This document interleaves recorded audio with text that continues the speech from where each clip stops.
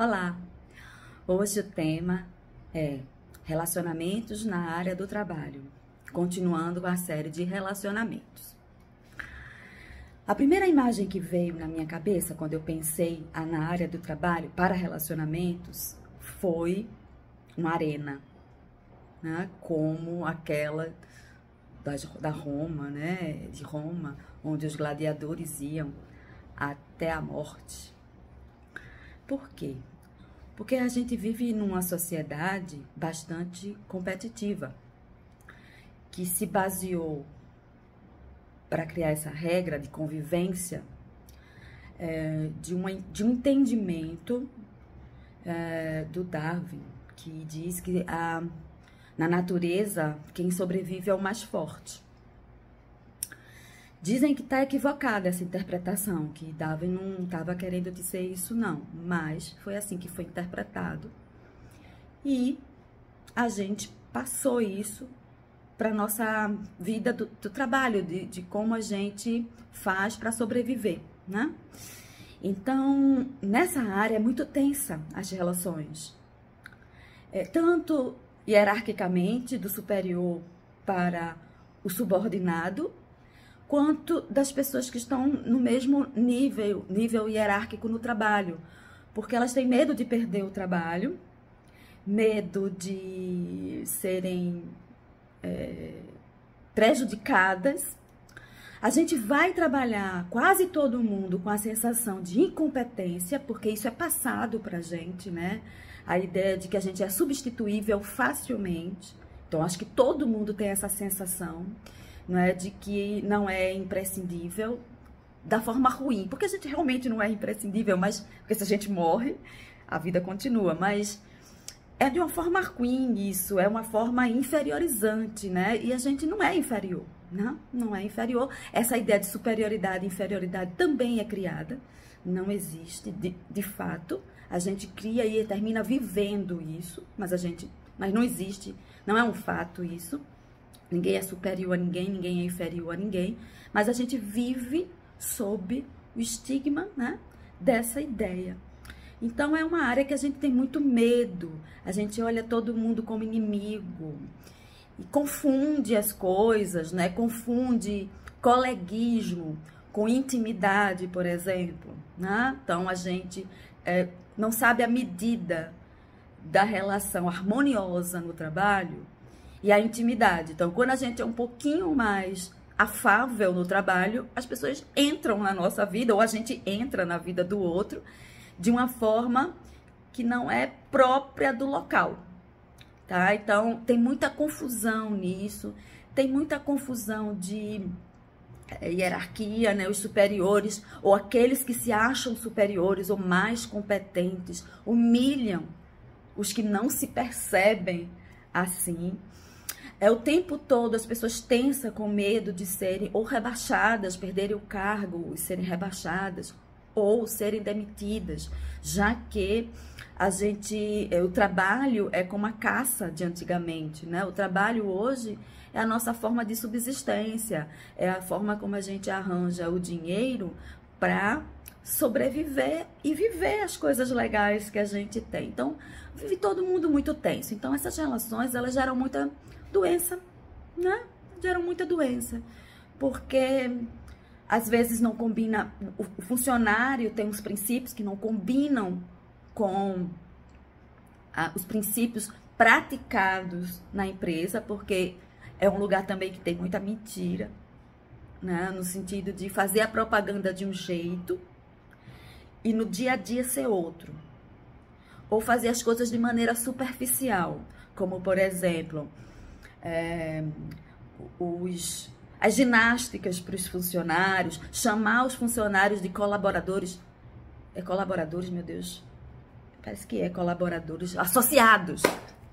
Chamar funcionário de associado, mas de associados eles não têm nada, né? Eles são maltratados na maioria das vezes, principalmente as pessoas com cargos mais humildes, vamos colocar assim, eu nem sei qual seria o nome do tipo de trabalho, mas vamos dizer, as pessoas que ganham menos, elas não são consideradas como as pessoas que ganham mais, por exemplo. Então, é um local que a gente fez ficar muito tenso. E é um local onde a gente coloca os bichos da gente para fora, praticamente. É aí no trânsito. Podia fazer um relacionamento no trânsito também, né? Mas aí, nessa área do trabalho e na área do trânsito, a gente bota os demônios da gente todinho para fora. A gente vira mesquinho, invejoso, competitivo, fura-olho, X9, né? Para poder se sentir um pouquinho mais seguro nesse local. E às vezes prejudica os colegas que estão junto da gente, ou é prejudicado pelos colegas que estão junto da gente. É raro. Eu já atendi pessoas que são muito satisfeitas com a área do trabalho delas, mesmo trabalhando em empresa grande. Mas é raro eu ouvir isso. A maioria se sente muito mal quando não tem assédio moral. Ah, lembrei disso também. Muitas pessoas adoecem por assédio moral no trabalho. Quando não, mulheres sofrem ainda mais. Além do assédio moral, tem o assédio sexual, certo? No trabalho. Por quê? Porque, como eu disse, é uma arena de gladiadores, onde as pessoas querem mostrar que são mais fortes, mais potentes. O assédio é isso. É uma pessoa que se sente muito inferior, tentando compensar essa sensação de inferioridade, colocando todo o mal para fora, subjugando outra pessoa, seja moralmente, seja sexualmente. Aí a compensa a sensação que ela tem interna de inferioridade, porque só uma pessoa que se sente inferior cria um inferno ao seu redor, certo? Como as pessoas ainda não percebem isso para irem tratar isso no lugar certo, que é a psicoterapia, para colocar uma autoridade, sem ser necessário uma submissão disso, normalmente a área do trabalho vira um inferno. É o inferno na Terra. Mas veja, novamente, como eu falei no primeiro vídeo, novamente, isso é só um reflexo. A área do trabalho é um reflexo de como a gente foi educado pela família, tá?